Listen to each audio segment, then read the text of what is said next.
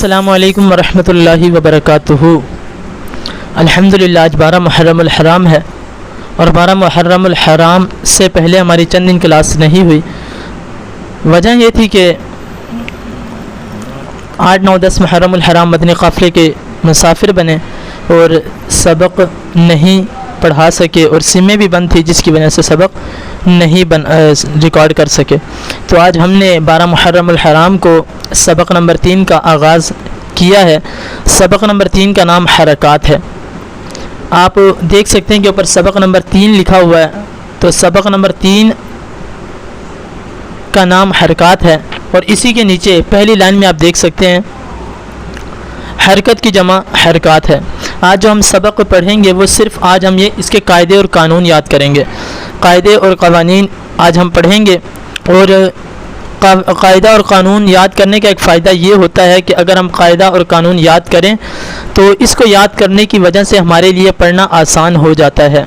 मिसाल के तौर पे अगर हम किसी जगह जॉब करना चाहते हैं तो हमें उससे पहले उसके तमाम चीज़ें पूरी करनी होंगी, उसके जो कायदे हैं कानून हैं उन पर अमल दरामद करना होगा। जब हम उन पर अमल करेंगे तो उसके बाद हमारे लिए उस जगह जाकर जॉब करना आसान होगा। जैसे अगर कोई कहे कि आपने मास्टर किया हो तो आप मैट्रिक की सनद लेकर उसके पास नहीं जाएंगे, क्योंकि अगर आप मैट्रिक की सनद लेकर जाएंगे तो आपको जो उन्होंने कायदा दिया था, कानून दिया था, वो ये दिया था कि आपके लिए शर्त ये है कि आप मास्टर किए हों। तो ये फिर आपका जाना दुरुस्त नहीं होगा, आप जाएंगे तो आपका ये जाना दुरुस्त नहीं होगा। इसी तरह जब भी कोई काम किया जाता है तो उससे पहले उसके कवानीन होते हैं, कानून होते हैं। जब कवानीन और कानून को मद्देनज़र रखा जाता है तो उसके बाद उस काम में बेहतरी आती है और वो अच्छे अंदाज में हो जाता है। इसी तरह हम सबक नंबर 3 पर पहुँचे। सबक नंबर 3 का नाम हरकात है। अब हम इसमें पढ़ेंगे कि हरकात किसे कहते हैं और जिस हर पर हरकत हो उसे क्या कहते हैं, और ज़बर और ज़ेर और पेश को किस अंदाज में पढ़ते हैं, और हरकात को जो कितना खींचते हैं या नहीं खींचते। अलिफ पर अगर कोई हरकत आए तो अलिफ को किस अंदाज में पढ़ते हैं, और रा को पुर पढ़ने की सूरतें पढ़ेंगे और बारीक भी पढ़ने की सूरत पढ़ेंगे। चलिए हम चलते हैं सबक नंबर 3 हरकात। सबक नंबर 3 के नीचे पहली लाइन है, आप देख सकते हैं पहली लाइन में हरकत की जमा हरकात है। ये जो हरकत है इसकी जमा हरकात है। हरकत कहते हैं एक हरकत को, जैसे अलिफ के ऊपर ज़बर है, इसे पढ़ेंगे तो हम हरकत कहेंगे। अगर हम तीनों को जमा कर दें तो ये हरकात बन जाएगा। जैसे ज़बर ज़ेर और पेश को हरकात कहते हैं।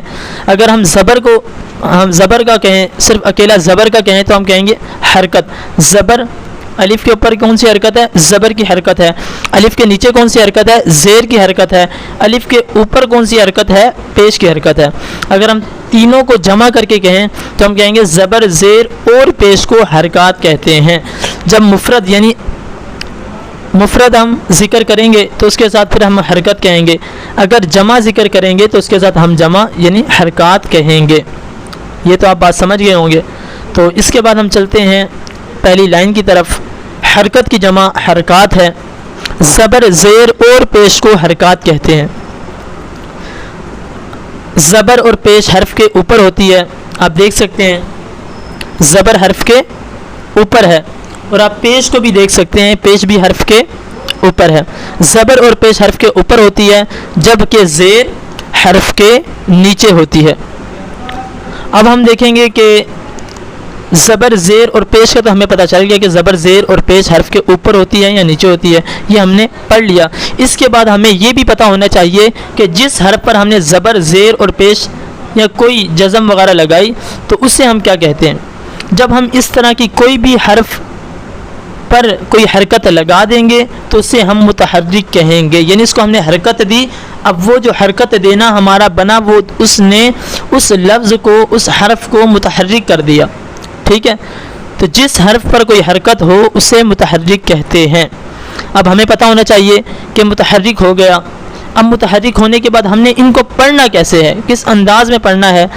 तो ज़बर जो है वो मुंह और आवाज़ को खोल कर पढ़ा जाता है। मुंह को और आवाज़ को खोल कर पढ़ा जाता है। जैसे हम पहले लफ्ज़ को पढ़ें, حمزہ زبر آ، اگر ہم آ ادا کریں گے تو پھر کیا ہوگا، منہ ہمارا کھل جائے گا اور آواز بھی ہماری کھل جائے گی. اور اگر ہم زیر کو پڑھیں تو زیر کو کس انداز میں پڑھیں گے، زیر کو ہم آواز، زیر کو ادا کرتے وقت ہم آواز کو گرا کر پڑھیں گے. جیسے حمزہ زیر ای، یہاں پر ہم نے آواز کو نیچے گرایا، جب نیچے گرایا تو زیر خود بخود ادا ہو گیا. اور اس کے بعد ہم پیش کو ادا کر کے دیکھتے ہیں. پیش کس طرح ادا ہوتی ہے، دونوں ہونٹوں کو گول کر کے پیش ادا ہوتی ہے. اب ہم پیش کو ادا کر کے دیکھتے ہیں. حمزہ پیش او. اب ہم اپنے منہ کو دیکھیں تو ہمارے جو ہونٹ ہیں وہ گول ہوئے ہیں، اسی لیے جو پیش ہے یہ دونوں ہونٹوں کی گولائی سے ادا ہوتی ہے. تو اس کے بعد ہمیں یہ پتہ ہونا چاہیے کہ ہم نے حرکات کو کھینچنا کتنا ہے. پہلی چیز تو ہم نے دیکھ لی کہ زبر زیر اور پیش کو حرکات کہتے ہیں، جس حرف پر حرکت ہو اسے متحرک کہتے ہیں. زبر کیسے ادا ہوتا ہے، زیر کیسے ادا ہوتا ہے اور پیش کیسے ادا ہوتا ہے، یہ تین چیزیں تو ہم نے پڑھ لی. اب اس کے بعد ہمیں یہ پتہ ہونا چاہیے کہ ہم نے اس کو کھینچنا کتنا ہے. ایسا تو نہیں کہ میں اس کو زیادہ کھینچ رہا ہوں، ایسا تو نہیں میں اسے کم کھینچ رہا ہوں، ایسا تو نہیں کہ میں اس کو جھٹکا دے کر پڑھ رہا ہوں. تو اس میں بھی ہم نے خیال رکھنا ہے. ہم پہلی چیز دیکھتے ہیں کہ اس کو کھینچنا کتنا ہے. حرکت کو ہم بغیر کھینچے، بغیر جھٹکا دیے معروف پڑھیں گے. اس کو ہم نے کھینچنا بھی نہیں ہے، جھٹکا بھی نہیں دینا اس میں، اس کو سادہ نارمل انداز میں معروف پڑھیں گے، نارمل انداز میں معروف پڑھیں گے. اب ہم آپ کو پڑھ کے بتاتے ہیں. حمزہ زبر ا، حمزہ زیر ای، حمزہ پیش او آ. ابھی ہم نے آ ادا کیا تو اس میں ہم نے اس کو جھٹکا بھی نہیں دیا، کھینچا بھی نہیں. اگر ہم نے آ کرتے تو یہاں پر جھٹکا آتا، تو ہم نے آ نہیں کیا بلکہ ہم نے آ ایسے انداز میں پڑھا.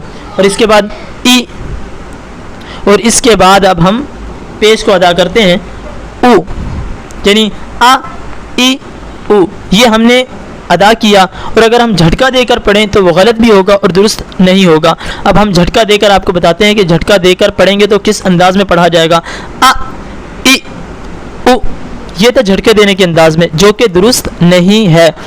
ہم قاعدہ نمبر 4 میں دیکھ سکتے ہیں کہ حرکات کو بغیر کھینچے، بغیر جھٹکا دیے معروف پڑھیں گے. تو اس لیے نا اس کو ہم کھینچیں گے، آ ای او، یوں بھی نہیں پڑھیں گے، آ ای او ایسے بھی نہیں پڑھیں گے، بلکہ نارمل انداز میں معروف پڑھیں گے، آ ای او.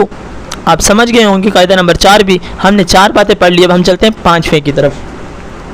اب 5ویں بات کیا ہے؟ 5ویں یہ ہے کہ ہم دیکھ رہے ہیں کہ الف کو ہم نے جب پڑھا تو ہم نے زبر پڑھا، ہم نے حمزہ پڑھا. الف کو جب ہم نے پڑھا تو ہم نے کیسے پڑھا؟ حمزہ پڑھا. یہ پڑھنے کی وجہ کیا ہے وہ ہم آپ کو بتاتے ہیں کہ الف پر زبر زیر یا پیش یا جزم آ جائے تو اس کو ہم حمزہ سے تبدیل کر دیتے ہیں، حمزہ سے تبدیل کر دیتے ہیں. تو اس لیے یہاں پر ہم نے حمزہ پڑھا. اور اس کے بعد ہم چلتے ہیں را کی طرف. را کے اوپر زبر ہو یا پیش ہو تو را کو ہم پر پڑھتے ہیں. آپ یہاں پر لائن نمبر یعنی قاعدہ نمبر 6 دیکھ سکتے ہیں.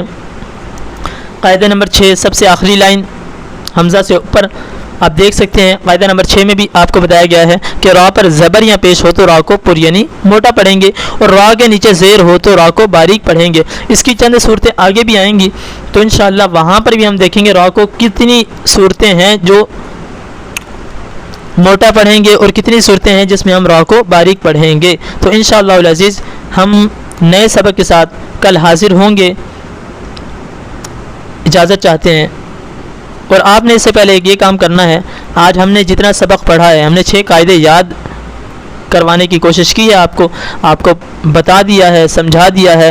تو آپ نے ایک کام کرنا ہے، آپ نے قواعد کو اچھے انداز میں یاد کرنا ہے تاکہ آگے سبق پڑھنا ہمارے لیے آسان ہو جائے. دعاؤں کا طالب. السلام علیکم ورحمۃ اللہ وبرکاتہ.